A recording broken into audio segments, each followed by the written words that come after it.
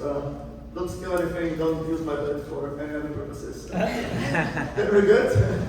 And I will introduce you to our first speaker, Alex, who will talk a little bit about diet, glucose, and related topics, and then we will move to the platform. So, ladies and gentlemen, Alex.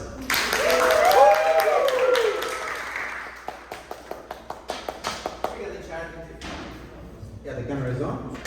If the thing goes below 5%, I'm going to charge it. Here. All right. So much suspense. Okay. So my name is Alex. My Telegram handle, and you'll find me on the Telegram group for any follow-up stuff. Also, if we're going to have enough time at the end of this, we're going to do a little bit of cooking and maybe have a chat over there about how to choose products to eat during the study and what's really the important thing that we want to get out of it with some examples. Right, I'll start with a small intro about me and my journey into biohacking. Okay, so why am I talking about this? So in a nutshell, it's because there were sequence of events that kind of scared the shit out of me. Roughly almost 2 years ago, a year and a little bit ago. And I started to look for things, and I observed that there was a bunch of things happening, right? I was recovering not as fast from a broken bone. By contrast, my kid was recovering much better.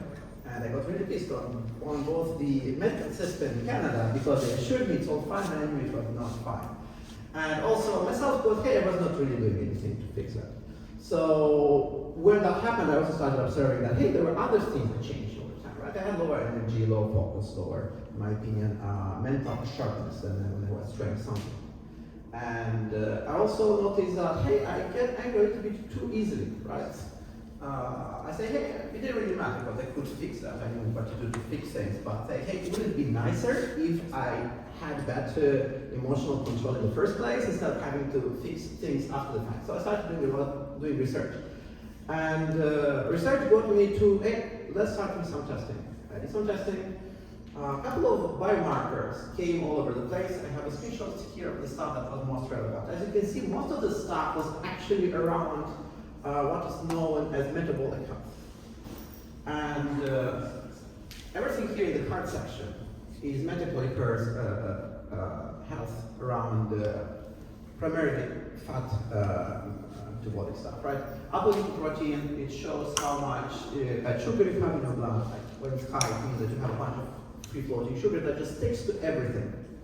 And ApoB means that what alipoprotein being measured is essentially, hey, how much of these, if I'm not mistaken, dead red cells have sugar stuck to them? If it's high, it means there's a lot of that. And it's probably stuck not just to them, but all over your body. If it's low, it's good, right? You don't have that risk. Then the other stuff is probably more familiar to most people here. HDL, LDL cholesterol, particle number, the LDL small cholesterol, which is a really, really nasty one because it goes through the blood vessel into the cells where it's not really supposed to go in that form, and then a bunch of other things. Like all in all, this is considered generally okay, right? Like my doctor tells me, no, you're okay. Like your cholesterol is little bit, there's nothing you need to do, no reason to give you medicine, right? It's all within the norm in North America. However, it's, as you see, all above range, and above range for this stuff is bad.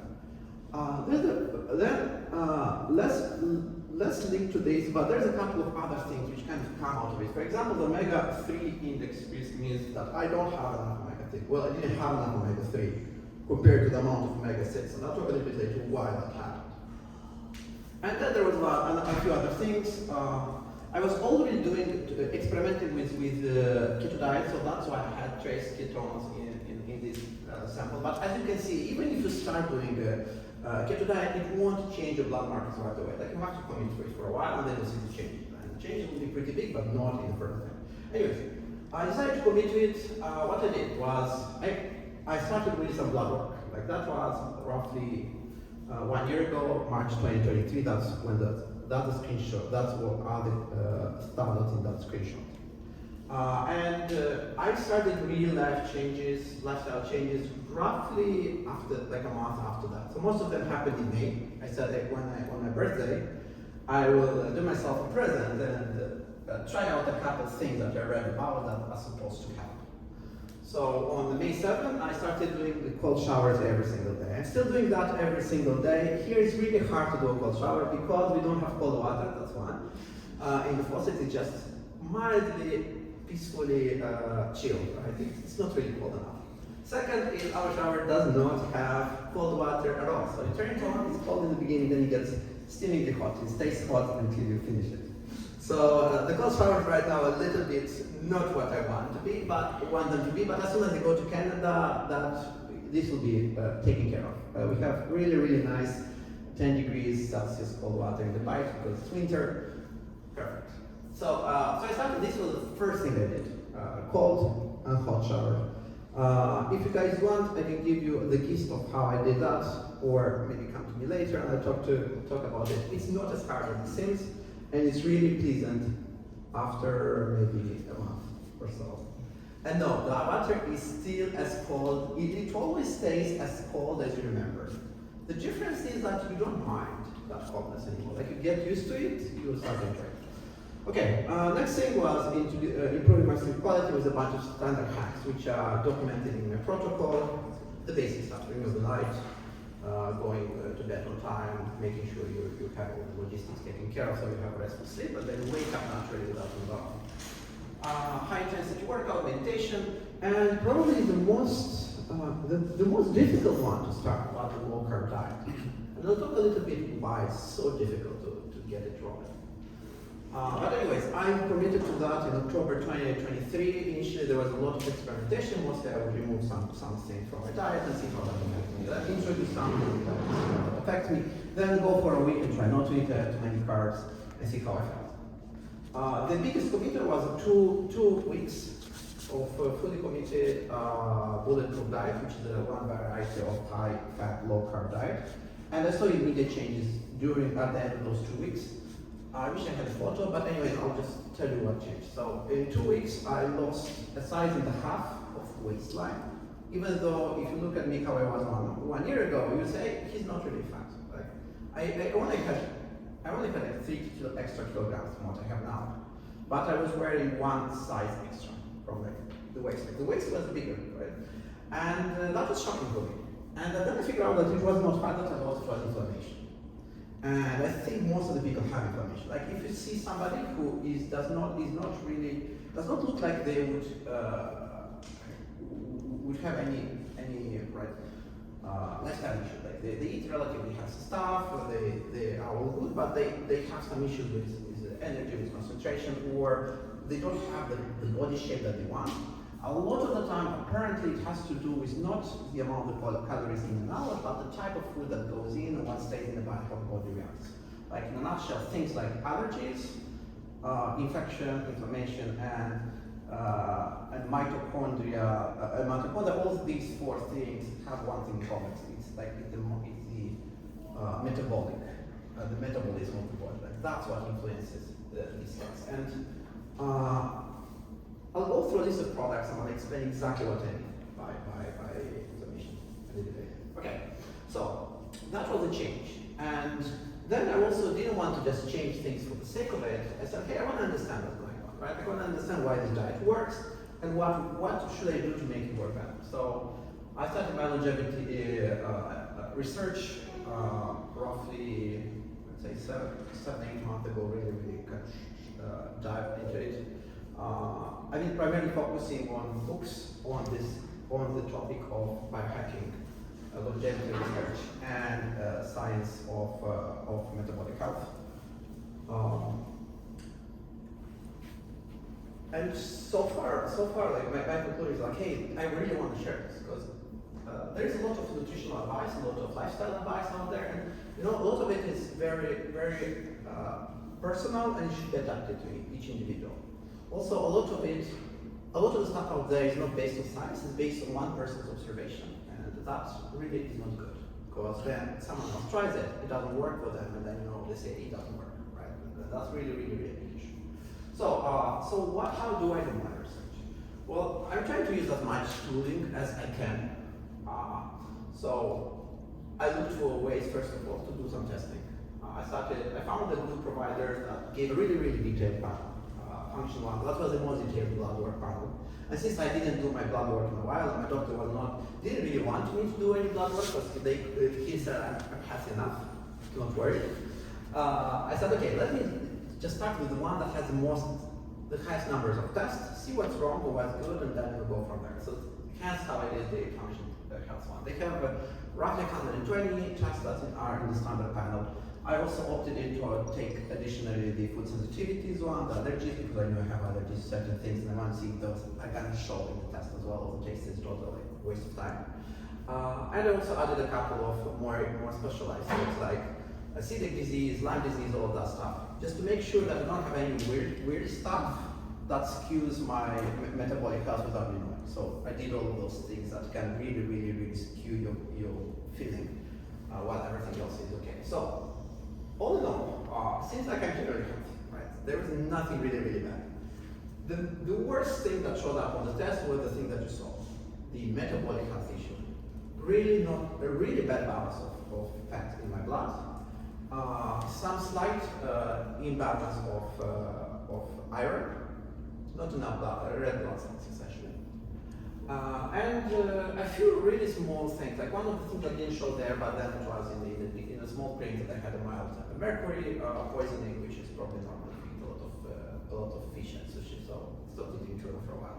Now mercury is much lower. So that was the first thing. Like, I saw some things. I had a list of markers to improve.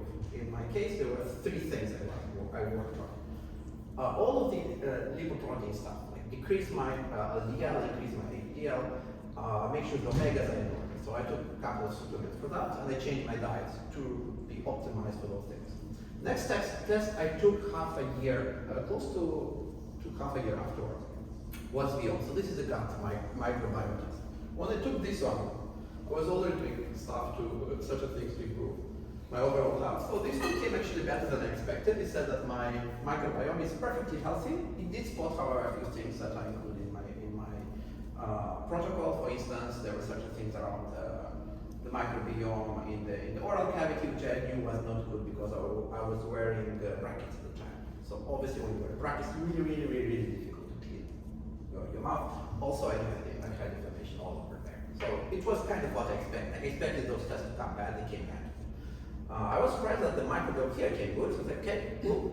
There's not much for me to fix here, but hey, I'm happy to do the test.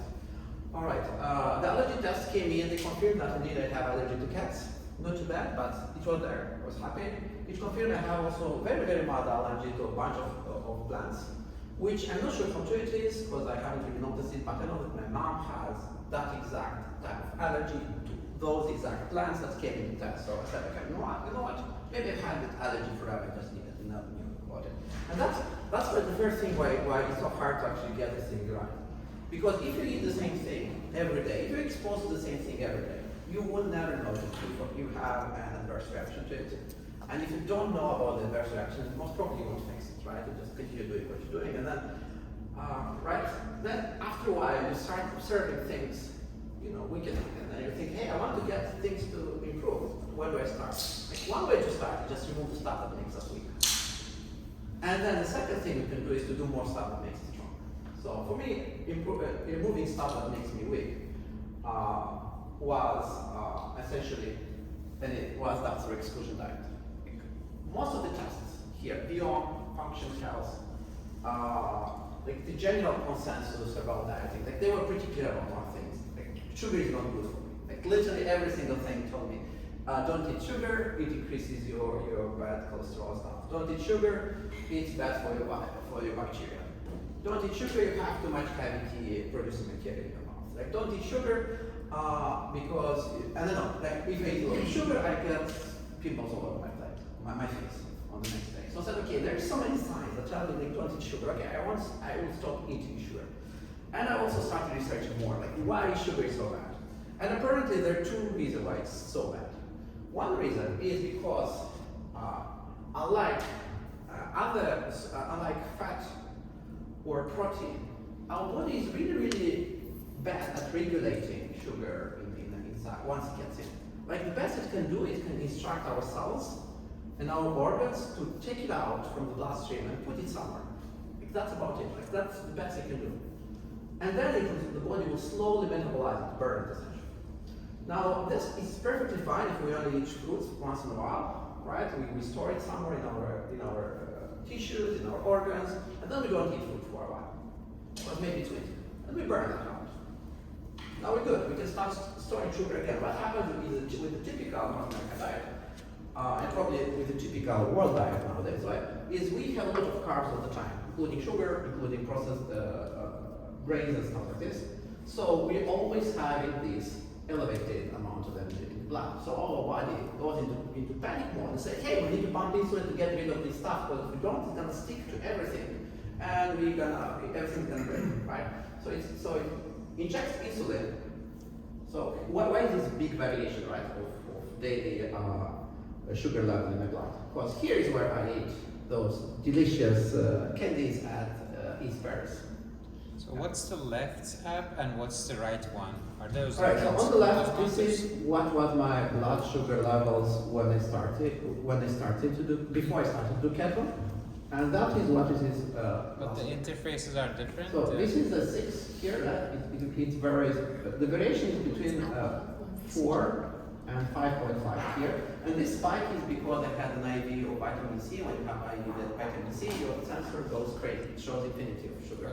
It was so bad that it actually broke the levels up. I wanted to put a screenshot from levels up, but it doesn't work. It broke because the range was out of range, the number. Anyways, like that's why the spike here. Like this is the spike because of that IV. But this is the normal kind of throughout the day sugar level right now. And really the only thing I did, I excluded 2 types of products from everything I eat. I don't eat any sugar whatsoever right now. If it's added sugar, I just avoid it if I can. Once in a while, I'll try it. Oh, tastes good, thank you, bye. And I excluded all the grains, so no bread and stuff like that. Again, I will try it once in a while if somebody has fresh local bread and just bake it at home and say, okay, give me a piece, please, thank you. It's very tasty, as I said. And here is what I would eat. That is very typical diet. So here I would eat everything. Like here it was when I was eating everything, but it was mostly just eating the stuff that was laying around. Right? It's easy. Oh, there's a bag of snacks. Okay, let me open it. Chop chop. Oh, there is a soup. Oh, I want to check what's in the soup. I'll just eat it because it looks tasty. Yeah, right. So here was just eating the typical food that was easily available for me. I eat either at work at Google or at the events I was at. They would have this finger food, the snack jars, and all the stuff. Like one of the really big spikes happened during East Global Paris. They ran out of good food, but they had all these desserts lying around. So one of the lunches I just ate chugged on dessert. And I looked at my levels here, and they went from 6. They were more elevated than now. Like they were 6 to 7, and they went from 6 to 7 to something like 12, something like 14, 15, like around here. But that was a really tasty lunch. And I felt so bad. I had to go to my hotel room and sit for 2 hours, but I could not focus anymore. Like it was so bad. So that's the reason, right? Like that's the reason why I care so much about blood sugar levels. It's because it's something that affects our body in a profound way, and it's not hard to fix. But the first step in fixing it is understanding it. And right now, in the mass media, in the mainstream society, right, there's not a lot of attention being given to this. These devices are easily available for everyone, but they want to prescribe people with diabetes. The problem is, once you have diabetes, it's kind of too late, right? Like your body already has almost irreversible damage because of sugar. And this can prevent you from getting that damage. And it can actually give you a lot more. It can show you when you are having fatigue, when your body has low energy, right? It will show you when your sugar dips. And if it dips without a good reason, there's probably is a good reason that you're not aware of. It will also show you when it goes up. And it goes up when your body anticipates a big effort coming up, like for example, when it's stressed. Like it will give you a lot more signals you might not be aware of, but just wearing it and looking, hey, this looks weird. Like I didn't do anything special today, what's going on, right? A little bit of analysis usually gives you some ideas. Okay, that's what it looks like. So, what are the results, right? So from 6 to 12, which is the normal, I would say the normal blood sugar level spikes in somebody who eats the typical carb-rich diet. And the last time when I had this kind of high was roughly in October. Nowadays I'm more closer to where a low carber slash athlete would be, which is 4 to 5 or 90 to 110 millimoles. 4 to 5 millimoles of 90 to 110 on the blood glucose scale. And if you Google for it, what does it mean? It's that it will say that, oh, that is a healthy range for an athlete. But the only way to keep that healthy range is you literally exclude all processed grains and all processed sugar, because even if you don't exclude only these two things and you say, hey, I'm not eating any carbs, like the regular food, like your regular veggies, fruits, even things like avocados, they do have a little bit of carbs. Okay. They do have a little bit of carbs in them, so you won't really you won't run them too low sugar. There's another. We can talk about this in more detail, but if you eat zero carbs, like literally zero carbs, you still have sugar in the blood because your liver will process protein and produce the right amount of carbs to sustain your levels of consumption. So that's something that people don't really know, is that a lot of people don't really know that if you exclude carbs, you're not excluding sugar from the blood. You're just changing the way it gets there. Instead of it being absorbed through your digestive system and getting in your blood directly, instead your liver will produce it from proteins that it doesn't need at the moment. So essentially your proteins will either be used to build cells or will be burned into sugar. Like that's what happens really. Like you usually, our body usually doesn't store protein away, then you want one of the two. It does one of the two. Okay, so, and this is that's why it's so important. Hey, it doesn't really matter which diet you're going to choose, we're going to have a couple of options. But the important thing is you want to make sure you have enough fat and enough quality protein. Now it's up to you how you get it. It might be from, maybe you just eat just carnivorous. Diet will get both fats and protein just from that, and you only have to supplement with a very few things. Maybe you want to be a vegan. You can get all your most of the nutritional stuff from the stuff you eat. It will be a little bit hard to balance the fats. Omega-3, omega-6 will be harder because plants are really, really low omega-3, and fish, for example, are really high omega-3. But if you don't eat fish, right, it's much harder to find those. Hence why olive oil is so good, because olive oil is one of the very, very few things that actually has a good fat balance. Hence why it's the cornerstone piece in the Brian Johnson diet. It's because it's kind of special in that regard, because of the fat balance.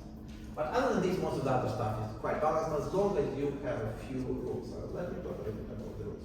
So, like I said, there's more details on the GitHub. I sent the link on the group. Please come to me if you have any questions. I'm going to discuss in more details what the protocol is about, like I guess on the panel and with you. The second thing we're going to do, a bunch of fasts. We're going to fast. We're going to have some intermittent fasting during the day. We're going to have a 3-day fast, or several day fast. You are welcome to join. Yay! I'm joining. There's nothing 72 hours fast. Yeah, there you go. I'm probably going to do it in 3 days, but they're going to be 7. It doesn't 3 days, but they're going to do the full schedule. Okay, third thing we'll ask for you is to do the check-ins, right? We'll go into more details later, but really, really important. We want to collect this data and share it. So you learn and we learn and everybody learns in the process. And there's more stuff to come next week. Now in terms of execution, what to eat, what not to eat. Like if there's one rule I want you to remember, just don't eat sugar. Please don't eat anything that has sugar in it, as much as possible. And you'll see why. As soon as you install this, when you eat sugar, it will tell you, hey, you just had it. If you want to be more particular and use the diet I personally use, which is loosely based, it is very closely based to what Dave Asprey is using. His is called Bulletproof. Mine is a slightly adapted version of it. In the nutshell is, you eat the fats and the protein. You avoid stuff that might be allergic, but most people might have an allergy to. Like, why is soy here? It's because for some people they have toxins and they produce inflammation. For a lot of people soy produces inflammation. Hence it's here because of that. Same with the processed fats, like margarine, artificial trans fats, oil. All is bad because they produce a lot of inflammation in most people. Like that's why they're rare. Okay. Wheat protein gluten is here because, again, inflammation. Like, I'm not that strict with stuff like wheat protein, but hey, if you have the opportunity to have some grass-fed meat and butter and eggs, you probably don't need this because you're getting everything from there. If you just don't have that, right, you might experiment. The important thing is for you to exclude things that's most toxic and then experiment, introduce and take out things and see how you feel. If you feel bad after taking something out, keep it up. All right, another thing that they say pretty much all the grains. Corn is especially bad because it's grown with a lot of pesticides. But so are most of the other grains. They usually create inflammation, at least some of them. And for the majority of people, it creates more or less inflammation. Cancer is excluded. You can reintroduce it back.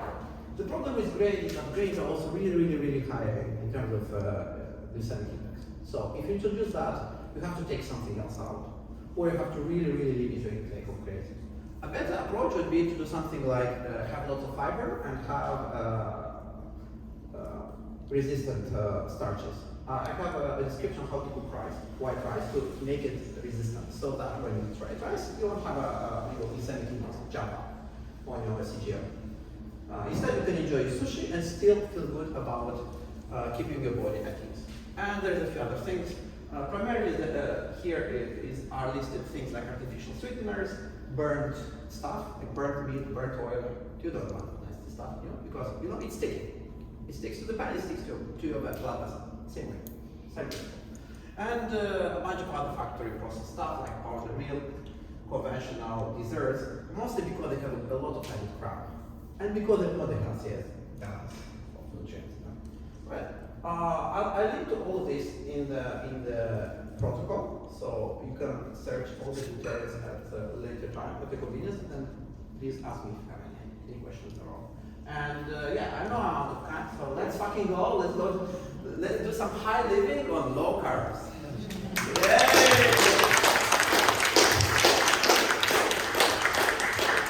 Thank you, Alex. But by the way, is this volume level just about right? Can you guys? Oh, okay. Shall we move the speaker?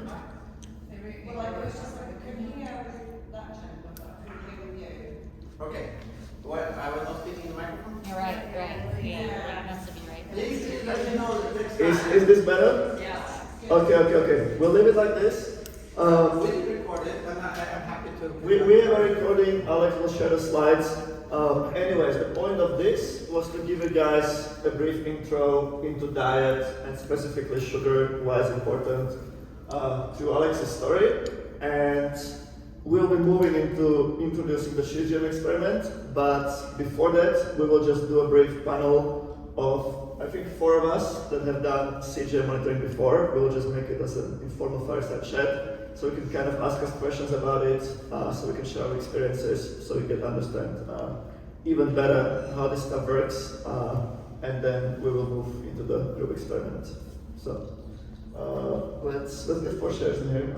Do you have anything else to present? We don't have anything else to present. So, yeah, I should